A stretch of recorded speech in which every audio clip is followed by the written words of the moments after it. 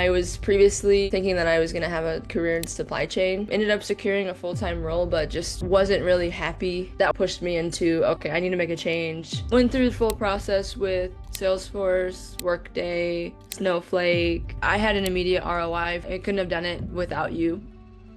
I think like a good place to start is maybe like for you to kind of like, if you can briefly like, introduce yourself again, what you were doing, before joining the incubator and what were you hoping to change, in your career at that point? I was previously thinking that I was going to have a career in supply chain and had some internships, did some networking in college. Ended up securing a full-time role, but just wasn't really happy in that regard. I obviously landed at the bottom of the totem pole within supply chain, but outside of that, I just didn't enjoy managing inventory and all those things, but I did enjoy working with customers. At the same time, saw Cocoon on Twitter and a couple of others from the jungle and decided to make a change. So I used your CV and cover letter template in 2022 to pivot from that supply chain career to an SDR role at a software company, which was pretty small compared to maybe some other players in the space. But I was excited, was able to kind of make that change. And from a financial perspective, I took a hit on salary, but just being able to maximize my earning potential in that regard, at least that's what I thought going into that role. So then I could be promoted into that role. And that's kind of what I saw in terms of growth potential at the company. Once I finally got promoted, still was overachieving as a quota carrier, but lots of changes within the company. They also got acquired by private equity. So just a lot of different factors led me to want to change. But I just think that from a skill perspective, I was ready to kind of continue to expand on those and pivot into somewhere where I'd actually have a larger network for learning and a bigger earning potential. I was wondering like if you can just share also like in terms of like compensation level, by how much would you say you've increased basically your pay From an OTE perspective, it was a 40% increase, which is crazy. and how long you were able to like that offer? From the incubator perspective, I think it was about like 6 weeks, but I started applying literally like a month prior to receiving the offer. So 4 weeks. And if you were to stay in a current company, like how long would it take you to kind of hit similar compensation that you've unlocked from our work? I think it would be from a base perspective, I honestly don't know, which is pretty bad. I can't give you a timeline on that because I don't think that I would reach that within the At company. all, even if No, you I stay like know. for years or another year or two? Definitely not a year or two. I mean, maybe in 5 years, if I was Wow. promoted to an enterprise rep, I don't know how much they make, but I know it's well below industry average because the explanation was because it's private equity and they just pay lower, but that's kind of a crappy excuse. So, You probably know them yourself, like sales professionals that are working at like some companies and they're probably doing a good job, but it's just that they feel limited, they feel yeah. stuck. They don't know necessarily like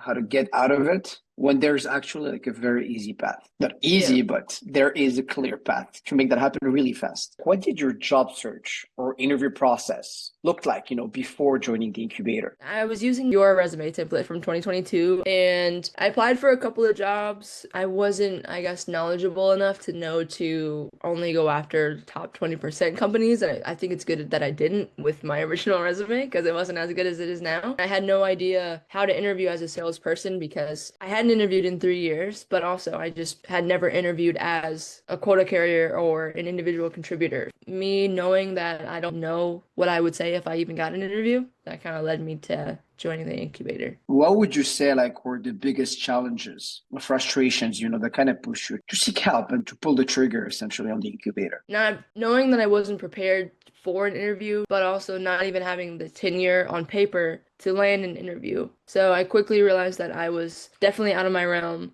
Didn't know outside of like the companies to apply for or whatever. I just wasn't confident in myself, and that's why I only applied for a couple because I didn't want to kind of ruin those chances of like with a better interview and more prepared answers to interview questions and all of those things. So on top of that, I guess that kind of external from my job, handling the frustrations of my existing role and kind of all those that we talked about before as well, pushed me into, okay, I need to make a change, preferably expeditiously. So I'm going to reach out to you. What why trust like an anonymous cartoon like myself, with your career transition and investing, your money to handhold you basically through this process? I think it was like just from your content that you had on Twitter before, that content of the untraditional way of approaching things, but also just the success that I had from using your material, but not necessarily working with you back in 2022. Again, with no sales experience at all. It's like, okay, it just made sense to reach back out to you because obviously it worked, and that was without like prior to incubator, prior to your course and all that. Even back in 2022 when you didn't even know who I was.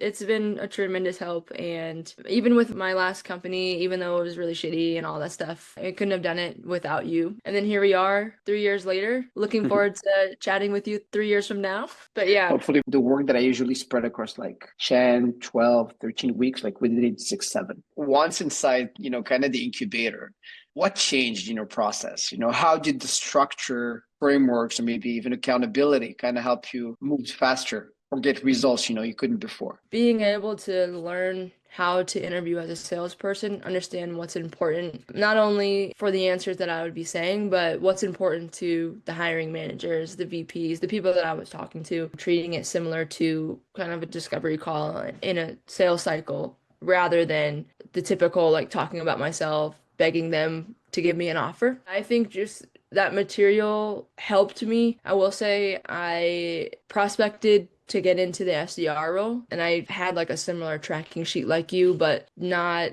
that in depth of how I would categorize this role or this type of person. I need to reach out to them in this fashion. Again, understanding what's important to them and like translating that into how I was prospecting them. What do you think are the materials from the incubator that helped you the most out of everything? What were the biggest or most useful value adds essentially from the incubator in your process? I would say from a physical document standpoint, definitely my resume for sure, and the 5P matrix helped a lot. It helped put on paper what we do as salespeople every day. Being able to demonstrate that you understand it and can put it on paper or demonstrate it at a high level, especially for the companies that I was applying for and interviewing for, helped a lot. How many interviews in total have we generated? Like how many Okay. companies? Yeah, like 6, 7. I just didn't 7. go through with the seventh one. Can you share again like some of the names? Because it's one thing to have, interviews with companies. It's another to have interviews with top companies. Went through the full process with Salesforce, Workday, Snowflake. Then there was kind of mid-process, or I guess Paycom. I went through the full process with them too. And then HubSpot and Samsara, and I talked with someone from NetSuite, a recruiter, and then just some other smaller companies that were reaching out to me on LinkedIn. Those interviews basically come from the campaign or like from something else that you've done? I guess from the campaign. I mean, they all came from cold outreach. It was a mixture of I made a couple calls. Majority was cold email on LinkedIn/email, just kind of throwing emails, guessing emails in the dark. So it's kind of like hitting them on LinkedIn and also in the email. And then if they would respond, then I would call them because I'd get their number that way. When I said like the email campaign, I actually made like the campaign as the sequence of cold calling. So the interviews we generated were from the opportunities that you and I identified in the tracking sheet, right? Yes. Okay, gotcha. And then obviously like campaign includes cold calling, emails, like there's different things. But I just wanted to make sure that those opportunities come directly basically from running the process of phase 3. Yes, running the process and utilizing majority of the verbiage within the campaigns on the tracking sheet. I banged my head against the wall to come up with those. But I'm glad they finally work and they convert pretty well now. So Yeah. like comparing to every investment, in what spot like would investment this in the incubator basically ranks in terms of return?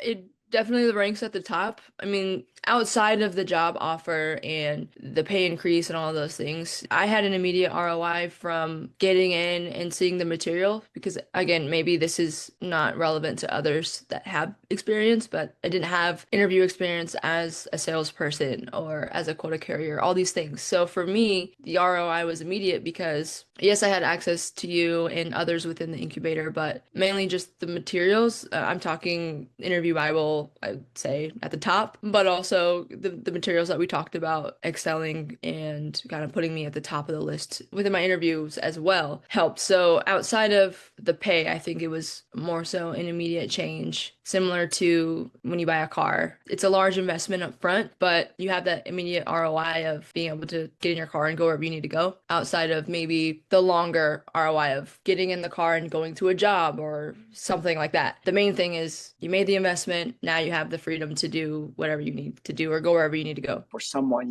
that's sitting on the fence, or maybe like the version of you before joining, what would you say to them right now? It's just being honest and transparent with yourself on where you are now, maybe from kind of a skills perspective, a financial perspective, and just growth in your career. Asking yourself, is that something that you'd be able to achieve at your current company? Because I think for me, like I said, it was all of those factors into one. And maybe for me, I think it took a little longer to realize because I wasn't asking myself those questions. So it all came to fruition pretty quickly once I did realize those. But for someone sitting on the fence, I would say really being honest and real with yourself. If the incubator was there when I was transitioning into sales, I probably wouldn't have spent 3 years at a company that I was really happy to leave. So I think that's what I would say to them is just be honest with themselves, and most likely the case is they aren't in a place where they want to be or where they feel like they can earn the skills and everything that they need to get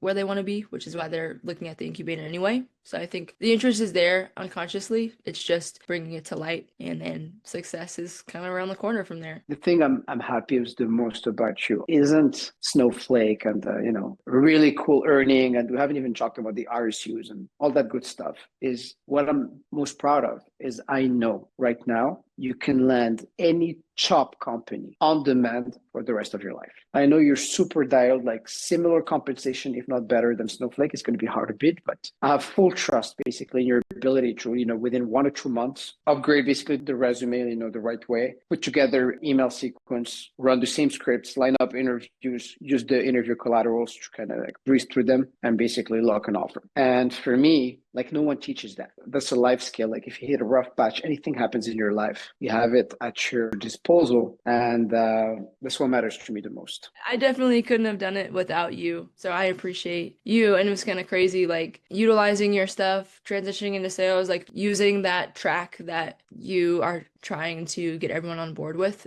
for the better. And then actually talking and working with you and being able to leverage your expertise. So I definitely appreciate it. When are you starting, by the way, in Euro? I'm starting on Monday. I'm just a little bit nervous of like the in-office politics because I haven't had to go in office. I mean, I have for like a couple client meetings where my manager was there, but mainly I was managing those on my own. And then maybe like SKO for a week or a QBR or something. But outside of that, I haven't been in an office. And I will be Monday through Thursday with Snowflake. So I'm like not sure of like how to handle that. Trust me, this is all limiting beliefs in your head. You think you're going to be the Okay. new person and people are going to like you. You're super friendly. I'm telling Okay. you because I'm dealing with like dickheads all the time. You're Yeah. super friendly. You want to learn. You bring that coachability mindset.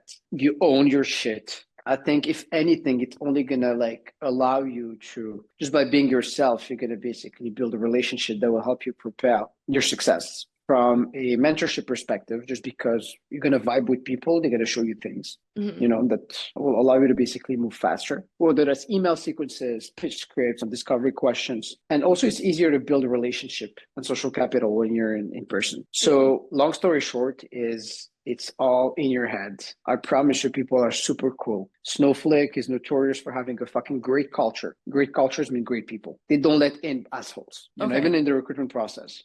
I'm sure they love basically what they're doing, just as excited you are about starting to sell their product. And it's going to be great people. They'll take you under their wings. Your manager is going to be very happy to have you. Otherwise, they wouldn't fight to, get you on board. Yeah. So it's a non-worry, essentially. It's a normal stress. Are people going to like me in my new Yeah. job? But it's Yeah. all in your head. And I promise you, it's gonna wear off within the first week. Yeah, because with my current company, I kind of did what we talk about in the territory plan anyway, just reaching out to everyone on the different departments and all this stuff. And when I was talking to this guy that I've kind of grown close with about kind of Snowflake and my transition and it's going to be an office and all these things, he was like, yeah, but you probably shouldn't do what you did before because people are going to think like you're an asshole or something and like trying to cut corners or something. And I was like, I was genuine in my introductions, like when I was talking to the solution engineer team or order management or all these things, I would introduce myself, understand kind of their process, what they need from me. And I got close with different people in different departments. But yeah, the guy was like, if you do that in person or in an office as the new girl, you're gonna look like a bitch and all this stuff. And I was like, oh, well, that's not good. And who's that person? He's at my old company and he's an Ah, enterprise rep. I'm just, fuck this guy. Fuck this guy. If he knew anything, he'd be in a better company. Like how getting interested in other people, your cross-functional partner you've been can be brought to work with is going to look bad on you. Like what a poor mindset to bring to the table. Actually, I want to be interested. I want to make your life easy. Let Yeah. me know how I can do that. Let's talk about it.